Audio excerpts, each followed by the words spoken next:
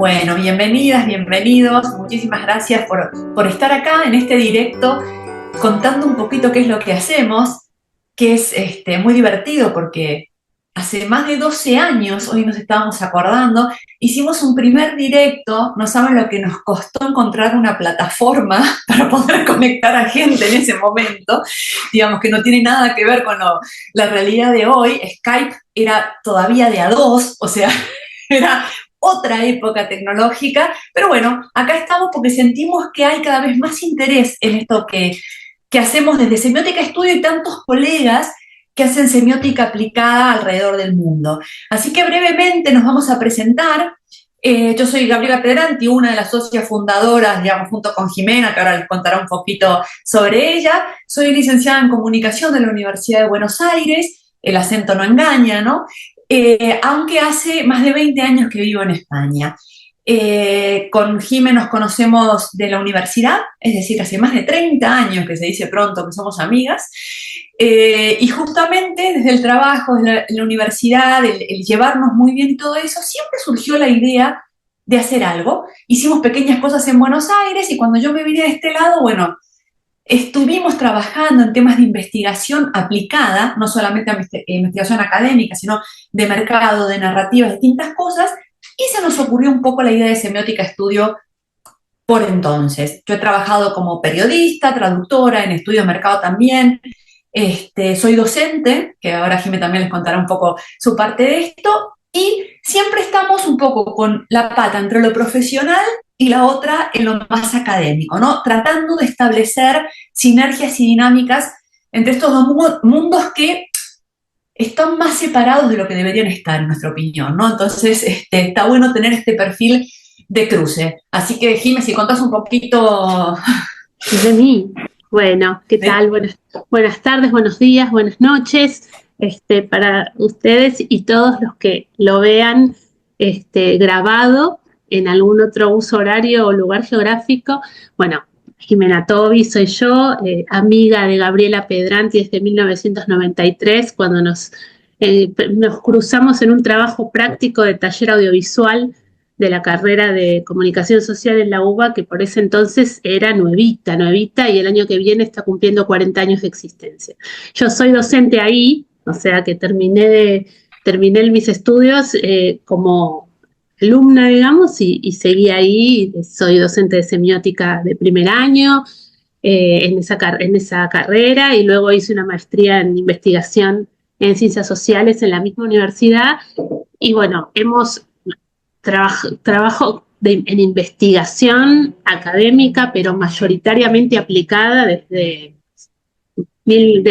principios de los 2000, más o menos, 2005, por ahí.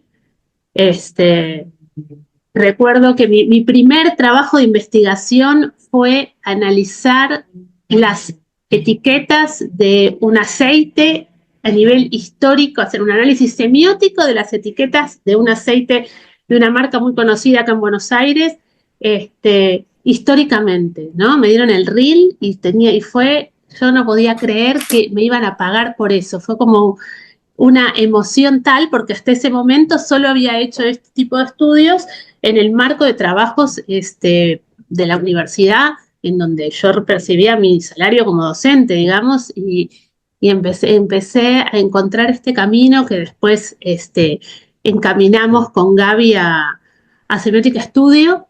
Y por otro lado, ya en paralelo, y que tiene que ver con algunas cosas que les vamos a mostrar hoy, empecé a trabajar en cuestiones más de territorio, de trabajar con personas, en intervenciones sociales. Entonces van a ver en un ratito, cuando les mostremos las distintas cosas que hacemos, que vamos metiendo también ese tipo de metodologías.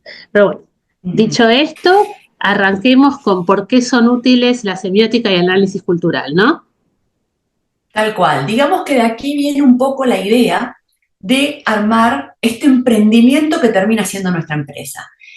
Allá por el 2000, principios de los 2000, es cuando Jimena contaba que estaba trabajando en investigación, yo también trabajaba coordinando temas de estudio de mercado ya en España, más bien cualitativos, ¿sí? De lo que entendíamos hace 20 años como investigación cualitativa, sobre todo con el mundo de los consumidores.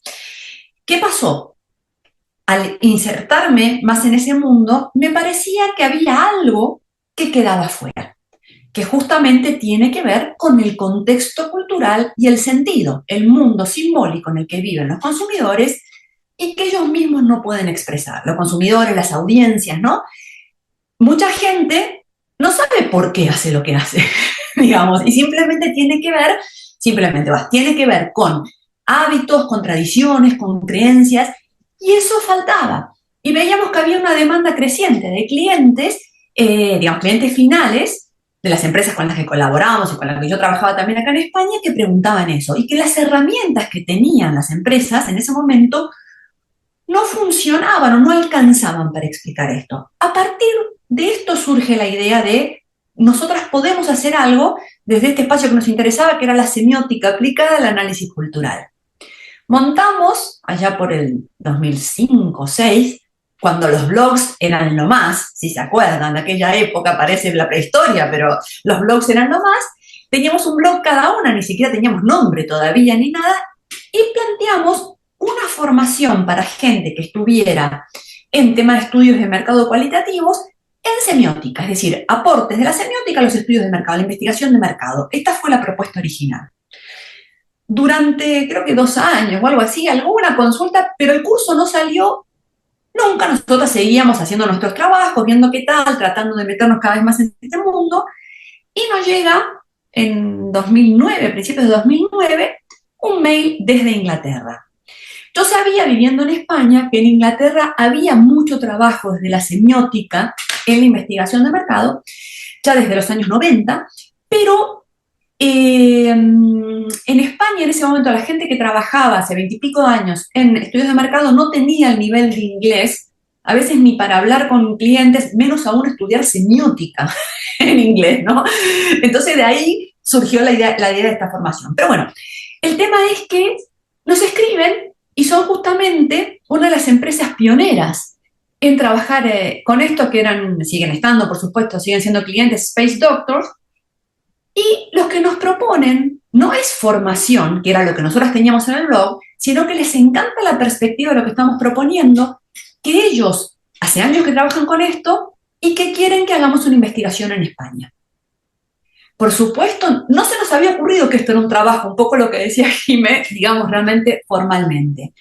Pero aparece la oportunidad y algo que creo que muchos hemos aprendido por experiencia, algunos lo tenemos por personalidad, por experiencia, es que las oportunidades hay que tomarlas. Así que yo me tomé un avión, fui a ver quiénes eran y empezamos a colaborar con ellos, ¿no? Y a partir de esto surge lo que es nuestra empresita hoy. Y justamente, si vamos a la segunda diapo, Jimé, que tenemos, el tema de la pregunta del por qué, creo que todos los que están interesados en semiótica, en el tema del sentido, saben que esta es la pregunta clave. Que es una pregunta que hacemos cuando somos pequeñitos y vamos creciendo y nos olvidamos de preguntarla, ¿no? Digamos, entonces, la idea es, si realmente estamos preguntando el por qué y esas raíces del por qué, tenemos que buscar una respuesta desde la semiótica y el análisis cultural. Es decir, insertar muchas veces, como decimos en semiótica, el texto, aquello que tenemos que analizar, en su contexto y en esa red de sentido que realmente hacen que ciertas cosas funcionen de cierta manera en ciertos contextos y en ciertos momentos. Entonces, justamente la clave, tratando de sintetizarlo, lo que hacemos nosotras es decodificar la cultura y sus sentidos en un contexto, en un momento determinado, porque esto es clave para entender justamente por qué las personas y las sociedades hacen lo que hacen, necesitan lo que necesitan y confían en lo que confían, creen en lo que creen, etcétera, ¿no?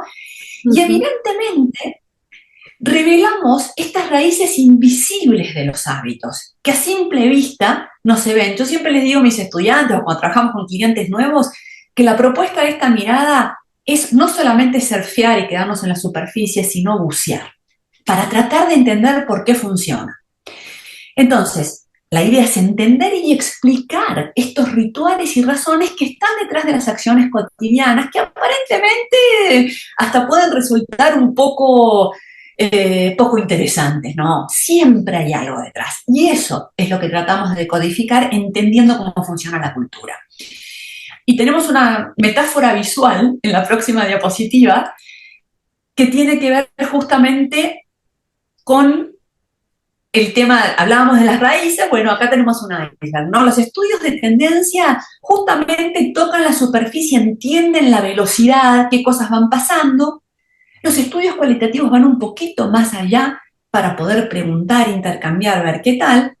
La etnografía también, aunque hay algunos elementos por ahí un poco de aislamiento, depende qué técnicas etnográficas puedan aparecer un poco más fuerte, y la semiótica y el análisis cultural está por debajo de lo que vemos, ¿no? Digamos, y por supuesto nosotros trabajamos muchas veces cruzando estas técnicas también, ¿no?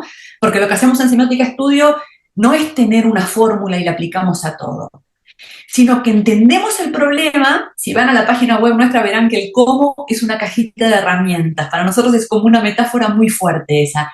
Entender el problema y después decidir cuáles son las herramientas más adecuadas para poder llevarlo a cabo, ¿no? La solución, la propuesta, lo que sirve para responder esa cuestión en ese momento. Así que vamos a contar un poco cómo lo hacemos, Jiménez. Un caso, ay, sí, exactamente. Entonces, una cosa un ejemplo que traemos acá, no, ¿es este? ¿O se me pasó la hoja? Esperen, esperen, esperen. Sí, perfecto, perdón. Bien, este es un ejemplo de un trabajo que hicimos hace unos años que tiene que ver exactamente con esto que decía Gabriela sobre la problemática contextualizada, ¿no? Eh, Entendiendo las relaciones que hay de cualquier, en general nos traen problemas de comunicación o problemas de producto, y a partir de esas problemáticas, que puede ser el lanzamiento, el relanzamiento de un producto o la búsqueda de posicionar un producto para una determinada audiencia. Entonces, la problemática nunca es aislada, digamos. En el escritorio de marketing se aísla para definirla, ¿no? Pero por más que, y eso pasa como en cualquier disciplina, uno desde el par de anteojos que tiene puesto define, pero eso no quiere decir que ese problema no esté, problema lo digo no como en términos de algo complicado que hay que resolver, sino que es una pregunta que nos lleva a tener que hacer una indagación, ¿no? Entonces, el problema siempre está articulado con otros textos, diríamos, desde el punto de vista semiótico, cualquier fenómeno, cualquier problemática se puede entender discursivamente, digamos, semióticamente, y eso está vinculado con otros sentidos. Ese es el contexto del que se refería Gaby recién. Entonces, en este caso, lo que ocurrió fue que Procter Gamble de Latinoamérica ya lleva esto, fue hace unos cuantos años, venía teniendo una comunicación sobre belleza capilar femenina que ellos empezaban a percibir que estaba desconectada de lo que estaba ocurriendo a nivel social en la región con las mujeres y la belleza de las mujeres, ¿no? Entonces era, bueno, tenían un elemento comunicacional, digamos, que era un concurso, que era el concurso Pelo Pantene, que el pelo Pantene era el pelo más bello, ¿no? Y era eso, convocaban a mujeres, a chicas que se presentaban y concursaban con esos pelos bellos, brillantes, lacios o suaves, bueno, con cada una de las características, pero eso parecía estar desconectado, ¿no? Entonces cuando nos traen esta problemática, les decimos, bueno, vamos a trabajar en ver cuáles son los códigos que hoy están funcionando en la cultura. En este caso trabajamos en Argentina, en ese proyecto puntual, para ver qué es hoy la belleza de las mujeres en relación con el cabello, qué rol tiene el cabello en la belleza de las mujeres y qué distintas significaciones surgen del pelo para las mujeres. Entonces, nos encontramos con ese desfasaje en que aparecían aspectos que tenían que ver con cuestiones muy expresivas, por ejemplo, como esto de la belleza auténtica o del pelo como make-up o pelos poderosos. Estos distintos títulos que ustedes ven ahí son códigos, ¿sí? Códigos de la belleza femenina en relación con el cabello. ¿sí? Porque aparte teníamos que hacer un foco en la categoría del cliente, no era la belleza en general, era el pelo, la belleza en relación con el pelo. Entonces lo que les planteamos, luego de haber visto todo ese conjunto de códigos y aparte otra cosa que hacemos con esta metodología de buscar códigos es identificar si esos códigos son códigos que llevan mucho tiempo funcionando, entonces se los denomina residuales, si son códigos que están absolutamente presentes y expandidos en el momento en el que estamos haciendo el estudio, con lo cual son dominantes o mainstream, o si son códigos que están recién apareciendo. Y cuando decimos códigos nos referimos a sentidos cristalizados, conjuntos de una idea que está plasmada y que podemos observar en distintas manifestaciones de los medios, de la cultura, puede ser de la música, en la literatura, en la televisión, ya queda viejo decir, en contenidos audiovisuales, en las redes, etcétera, etcétera, etcétera. Entonces, lo que vemos cuando observamos todo este panorama que nos aparecía en este momento, que era 2018, si no me equivoco, es que había una cuestión que tenía que ver con cambiar el foco de lo que entendemos por belleza de lo más exterior a una cuestión más actitudinal, ¿no? Había empezado de la mano de todo un movimiento de mujeres más o menos a partir del 2015, con más fuerza en algunos países que en otros. Argentina en ese sentido tenía un poco era muy impulsora, entonces aparecía esta cuestión de encontrar la belleza en algo que no era necesariamente lo visual solamente. Obviamente que había contenido visual, porque fíjense que los códigos de pelo como make-up o cabellos degenerados tenían que ver con cómo se ve el pelo, pero ese pelo de esa forma representaba otra cosa que era más interior, que era actitudinal, que era de una visión frente a la vida, de una posición y no solamente del brillo del cabello y del lacio perfecto, ¿sí? Entonces, ese trabajo lo hicimos y al cabo de un año, si no me equivoco, posterior, esperen que ahí está, P&G, Pantene, salió con esta campaña que fue no diría el resultado porque no es que solo hicieron el trabajo que hicieron con nosotros, nuestro trabajo fue parte de un conjunto de trabajos que estuvieron haciendo la marca por su parte y entonces cambiaron esta idea de el pelo Pantene como el pelo perfecto a este concepto de campaña que es un pelo Pantene lo dice todo y un pelo Pantene es cualquiera de todos, cualquiera de esos pelos maravillosos, pero maravillosos en términos de que son la identidad de la persona que los lleva, ¿no? Entonces, inclusive, había hombres las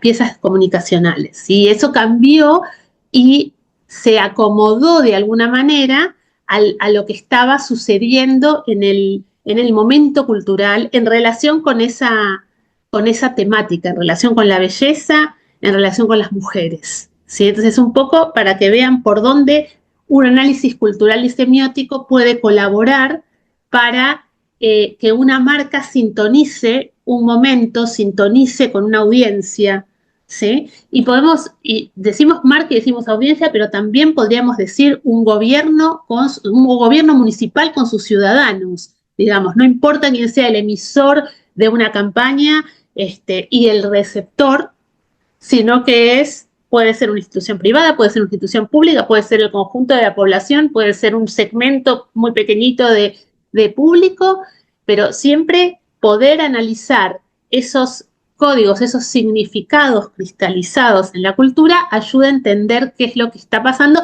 y ayuda a ver ese fondo del iceberg que mostraba Gabriela hace un rato, que está todo el tiempo funcionando ahí como un determinante. Y no lo vemos porque estamos sentados arriba de él, digamos, pero está todo el tiempo con nosotros y nos maquina desde atrás, digamos, ¿no? Cuando yo estudiaba semiótica, una de las cosas que aprendí en mis primeros pasos era, bueno, lo que está muy cerca, lo que está tan cerca, eso que llamamos que es obvio, no se ve porque está tan cerca, ¿no? Lo que tenemos tan cerca no lo vemos. Y eso es lo que pasa con los códigos. Los vivimos. Entonces, no había la posición habitual no es la de analista. Justamente el analista, cuando nos ponemos en esa posición, nos distanciamos y tenemos como que extrañarnos de eso que es el cotidiano, ¿sí? Bien, seguimos entonces. Ay, ¿por qué? Bien, entonces eso fue un caso, ¿sí? Pero depende el caso, la problemática que nos traen los clientes, nosotros, como decía Gaby hace un rato, adecuamos las metodologías a utilizar y también los entregables en el sentido de los outputs, ¿no? ¿Qué es lo que necesita ese proyecto que nosotros presentemos? Muchas veces son perfiles de audiencia, porque, por ejemplo, ese trabajo, lo recuerdo hace unos años, que hice perfiles de audiencia tenía que ver con comida saludable, ¿no? Cuando recién empezaba, hoy está mucho más instalado el tema de la alimentación saludable. Entonces, ¿quiénes son todos esos grupos o segmentos, ¿no? Que pueden estar interesados en la alimentación saludable, ¿no? Pueden ser desde los que se entrenan y que están siempre preocupados por sus rutinas de deporte, lo que sea, o pueden ser también otro perfil, es las madres de hijos, de niños pequeños que tienen que criar. Entonces, los perfiles de audiencias es un tipo de output que podemos presentar. Los mapas semióticos, esto es muy habitual. Cuando trabajamos con códigos, como en el caso del proyecto de Pantene, terminamos siempre mapeando, porque al tener un conjunto de códigos o significados cristalizados, es como tirar las piezas sobre la mesa y ver qué patrones se arman entre esas piezas, y el mapa se arma solo. No es que nosotros lo diseñamos para que quede. Es decir, a ver, ¿qué hay? Hay, no sé, hay honestidad, hay autenticidad, hay expresividad, y se arma un mapa. Y en general, esos mapas, muchas veces aparece un eje que es racional emocional, pero a veces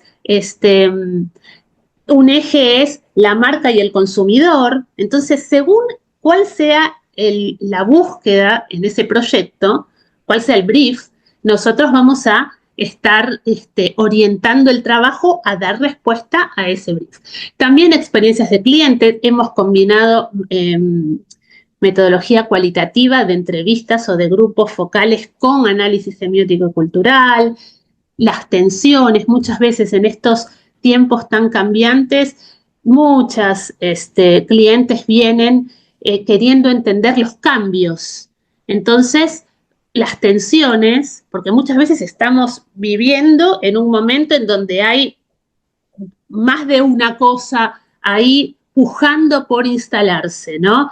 Entonces, las tensiones o los cambios culturales, las trayectorias, tiene que ver con distintas formas de responder a las preguntas que nos traen los clientes. Bien, entonces, le paso el mic a mi compañera. Bueno, y una cosa que a nosotros nos pareció interesante hacer como pequeña agencia es generar una red de colaboradores. Una red de colaboradores, nosotros trabajamos en España y Latinoamérica, pero no llamamos a cualquier persona que necesitemos. Por ejemplo, Rodrigo, tú desde Perú, si mal no recuerdo, digamos, entonces, no llamo a cualquiera en Perú.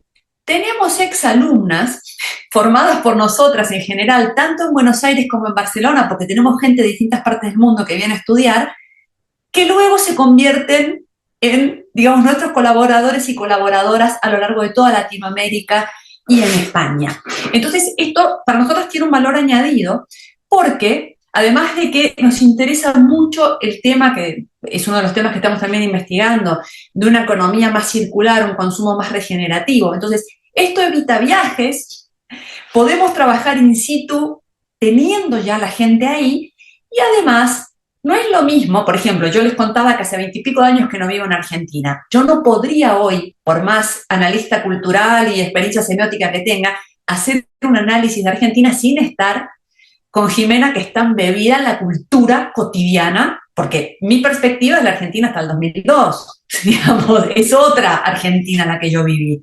Sin embargo, sí trabajo hace 20 años, digamos, sobre España. Entonces, el tener la persona ahí y con una red de gente que hemos formado y que seguimos trabajando y colaborando juntas y juntos, nos permite nuevos formatos que hemos empezado en los últimos años, que son mucho más ricos, a lo mejor que simplemente un informe. De nuevo, esto depende del tipo de proyecto.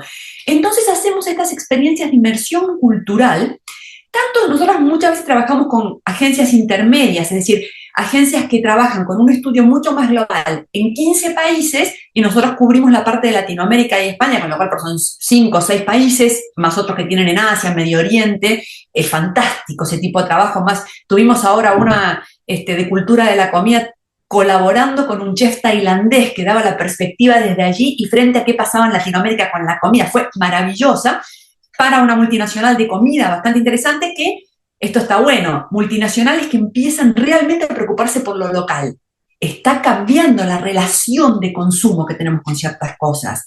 Y está buenísimo ver las primeras marcas emergentes para que incluso se pueda mirar de otra manera lo local e incluso respetarlo un poco más, ¿no? Digamos, desde la cosa multinacional tradicional que nos está. Bueno, y esto fue parte de un proyecto que estamos llevando hace, sí, 2 años y pico con las distintas partes que hemos hecho, de inversión cultural y experiencia directa en el mundo de la comida, y esto lo hicimos puntualmente en España, en México y en Brasil, y fue realmente maravilloso, una experiencia, hasta clase de cocina, es decir, realmente hacemos cosas muy creativas en función de lo que nos pide cada uno de los clientes, y con los perfiles, al tener varios colaboradores y gente de distintas edades, cosa que también es importante en un trabajo como este, ¿sí? Porque la perspectiva de nuestra generación no es la de los chicos de 20 y pico, por más que investiguemos y todo eso. Entonces, enriquecer la mirada también de ciertas cosas que van surgiendo, fue muy, muy interesante. Y aparte el mundo de la comida en lo que es España y Latinoamérica es infinito. Entonces es maravilloso. Imagínense, todo esto había que explicarlo a gente anglosajona, lo que significa la comida en nuestras culturas. Para ellos, voy a ser malvada y casi un estereotipo, voy a decir, muchas culturas anglosajonas comen para no morirse. En cambio, en todo lo que es las culturas latinas, tenemos el tema del vínculo, el tema del amor, el tema, todo esto que sabemos, lo que estamos aquí, creo, digamos. Entonces, ¿cómo lo explicamos? ¿Cómo hacemos para explicar un inglés qué significa la sobremesa? No tenemos una palabra que exprese eso en inglés, porque no existe la práctica cultural que la sostiene, no existe. Entonces, bueno, ¿qué significan nuestras culturas? Y la experiencia directa ayuda mucho en estos casos. Seguimos, Jime, con otras experiencias fantásticas que tuviste en lugares más remotos. Bien, No tenés ahí el está, audio, sí, ahí está. ahora sí.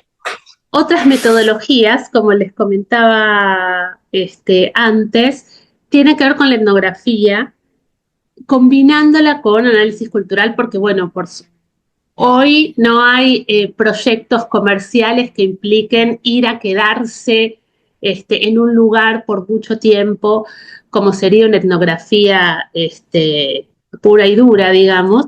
Sin embargo, bueno, tuvimos la oportunidad de hacer un proyecto para la Unión Europea y tuvimos que hacer un análisis cultural combinado con entrevistas, pero entrevistas en los lugares de las personas, y eran zonas rurales, fueron comunidades indígenas. Yo viajé a Paraguay desde Buenos Aires, y lo que íbamos haciendo era un poco de un informe como muy sintético de algunos elementos claves que nos pedía el cliente, con una contextualización para que entiendan, porque era, aparte, fue un proyecto que realmente incluía gente de muy diversos lugares y con muy poca noción, no solo de no conocer las capitales de América Latina, sino estos lugares muchísimo más remotos, ¿no? Entonces poder entender desde la logística que implicaba llegar a un lugar y desde cómo es ese lugar, qué accesibilidades y qué realidad tienen las personas que en este proyecto eran beneficiarios de financiamiento de proyectos llevados por Unión Europea a América Latina. Entonces, fue un trabajo un poco desde detectivesco para saber hasta dónde, cómo llegar, y realmente de etnografía, porque estuvimos en una comunidad en Villa Guaraní, conocimos a las personas, nos llevaron a donde podíamos ir, nos dijeron acá no pueden venir porque esto solo porque es sagrado y esto solo vamos nosotros. Entonces realmente fue un introducirnos en una cultura completamente otra, ¿no? Con otros códigos. No es que nos mandaron a estudiar esos otros códigos, nos mandaron a conocer personas y a contar historias, pero esas historias iban a tener sentido si podíamos hacer el análisis cultural que enmarcara y explicara por qué hacen lo que hacen, por qué viven como viven. Y la verdad que fue una experiencia espectacular que la repetiría una y mil veces, preciosa. Bien, y seguimos con el video. Esto es algo como de lo que Gaby mencionaba antes sobre las formas de presentar resultados. No solamente como un informe, que es lo que habitualmente aún hoy seguimos haciendo, que es hacer un trabajo de investigación y presentar los resultados en un informe, habitualmente un PowerPoint, sino que, bueno, de un tiempo a esta parte empezamos a querer incorporar algunas otras formas que le dieran también un poco más de cohesión al material, porque nos hemos encontrado infinitas veces con clientes que están con agendas explotadas y que nunca logran leer todo un informe de 50 páginas o de 70 páginas, y entonces empezamos a probar con este tipo de herramientas que, más allá de que se pueda tener un informe escrito, ilustrado, fundamentado, un video que muchas veces les sirve a los clientes para vender el proyecto o vender los resultados internamente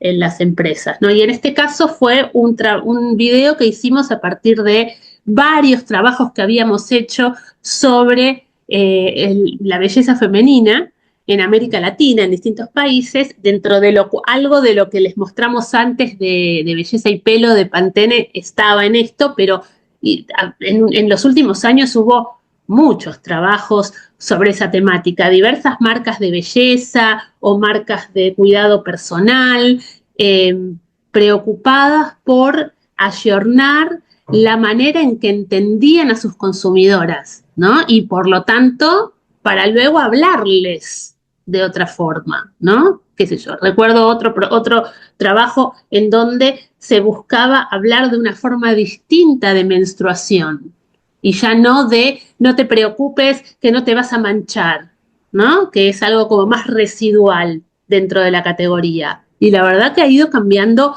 mucho. Después les podemos pasar el link porque tenemos que seguir a la siguiente diapositiva. Les podemos pasar el link para que vean el video de unos minutitos, 2 minutos. Bien. Sí, sí, es para que los clientes, como bien decía Jime, tengan tiempo, aunque sea antes de presentar o algo, 3 minutos de su tiempo les pedimos. Por supuesto, esto lo elaboramos con un equipo ad hoc. No es cualquier persona que nos hace estos videos, digamos, es gente que tiene estudios en semiótica, en análisis cultural y además, digamos, como realizadora es digamos, específicos de temas de videos. Y es una cosa que incluso, además del producto en sí que nosotros podemos hacer para nuestros clientes finales, también lo hacemos para agencias intermedias. Si nos dan el informe, elaboramos el guión, le producimos el video y todo esto porque tenemos el equipo ad hoc. No es lo mismo ir a cualquier productor audiovisual que no sepa desde esta perspectiva que tener gente que entienda esta perspectiva. Hay una diferencia fundamental, te ahorras tiempo, sabes por dónde va el guión, digamos, qué cosas son las fundamentales, ¿no? Es otro tipo de narrativa. Para hacer 2 minutos de informe que teníamos durante los 5 años anteriores a hacerlo, una cosa así. Y después lo último, ya un poquito para ir terminando, que hacemos también, que tiene que ver con la idea original de aquel primer curso que no salió, pero después fueron saliendo a lo largo de los años, es formación, webinars, masterclasses, y tenemos, esto se los comentamos porque si están interesados en este tema, digamos, hay cursos online que son sincrónicos y asincrónicos. En la página web tenemos en este momento cursitos asincrónicos, uno en castellano, otro en portugués de momento. En castellano son elementos básicos de semiótica, el de portugués es sobre arquetipos. digamos que son un poco estos cursos, estos webinars ya pregrabados que uno puede, que hay algunas actividades para hacer, también esto de autoevaluación, y puedes acceder durante 2 o 3 meses, creo que eso no me acuerdo ahora exactamente. Pero también, por supuesto, hacemos formaciones presenciales, webinars, formaciones sincrónicas. Ahora estamos trabajando con una gente en Colombia que quieren hacer una formación concreta, sincrónica, digamos, a lo largo de enero, porque es una pequeña agencia también que le interesa profundizar más en el mundo de la semiótica y el análisis cultural. Y lo que hacemos también, que esto es algo que nos parece un formato interesante, en el anterior, Jimé, antes de esto, es que justamente lo que estamos trabajando con esta gente de Colombia es hacer una pequeña, digamos, la formación pequeña, larga, según el tiempo y la disponibilidad que tengan, pero hacemos supervisión del primer análisis que hagan. Es decir, cuando uno empieza con algo siempre es, bueno, ¿y ahora qué, no? Entonces, damos también una especie de consultoría posterior. Haces el curso, haces tu primer análisis semiótico para algún cliente y antes de que lo entregues, tenemos horas de supervisión también incluidas para decir, mira, por aquí va bien, esto tendría que ajustarse aquí faltaría tal cosa, que es, creemos que algo muy útil, que nos hubiese encantado tenerlo a nosotras, que de alguna manera un poquito lo tuvimos en el primero, porque cuando nos llaman sabían que éramos nuevas en esto, entonces se nos ocurre que es una cosa interesante. Y después, ya para ir terminando, digamos, acá tenemos un listado de temas en la última diapo, que, como les decía, el curso básico de semiótica, el tema de la comunicación para el cambio cultural y cambio de comportamiento, ¿no? Que es una tendencia muy potente que vino para quedarse. Siempre hablamos de circularidad o economía regenerativa o cambio de hábitos regenerativos y a veces es difícil saber cómo desde la comunicación y el diseño esto influye. Influye muchísimo. Las narrativas que nos contamos cambian nuestra perspectiva del mundo. Entonces también estamos trabajando con esto de la comunicación para el cambio de comportamiento, el cambio cultural. Por supuesto, el tema de la semiótica, de la sostenibilidad, sustentabilidad, circularidad, regeneración, un poco, todavía usamos, ya sostenibilidad, sustentabilidad quedó un poco viejo, pero digamos, en algunas culturas todavía se usan estas palabras, pero estamos hablando, por supuesto, y trabajando desde hace años, nosotros desde hace mucho tiempo, hace más de 15 años, cuando nadie hablaba de estos temas, ya trabajábamos sobre temas de circularidad y lo que llamamos hoy regeneración, y por supuesto, también, como les contábamos con este proyecto largo de comida y qué significa en Latinoamérica y en el mercado latino de Estados Unidos también, digamos que no es lo mismo que Latinoamérica, que hay sus propios matices, por supuesto, con colaboradoras que tenemos allá, con temas específicos. Así que esto es un poco, y una cosa que no pusimos, que a mí me parece súper interesante, digamos, que hemos hecho en los últimos años, no solamente trabajamos con comunicación de marca y con proyectos sin fines de lucro, como es el caso de lo que decíamos de la Unión Europea, sino que también estamos absolutamente felices de trabajar en adaptaciones desde el punto de vista de la investigación semiótica para narrativas audiovisuales. Estamos trabajando con servicios de streaming que ahora producen Netflix, HBO, todo esto que conocemos, Prime Video y qué sé yo, que están trabajando, como saben, con muchos equipos locales, sobre todo en Latinoamérica, y están trabajando con narrativas locales. Y resulta que les interesa que gente que haga análisis cultural y semiótico trabaje incluso cruzando con inteligencia artificial, ¿sí? Social listening, inteligencia artificial, pero para poner en contexto cuáles son las mejores adaptaciones y cómo comunicarlos.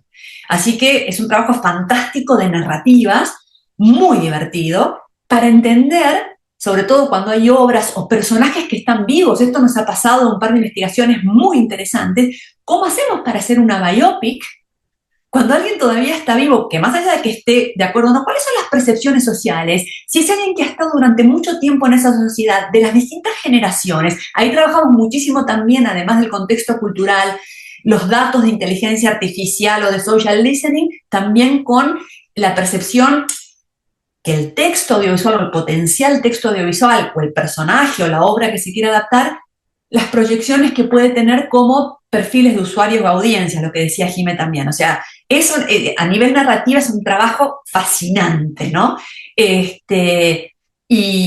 a lo mejor también renueva un poco los formatos, las ideas de lo que uno está más acostumbrado a hacer en el mundo estricto de las marcas. Así que, bueno, estamos contentas con eso.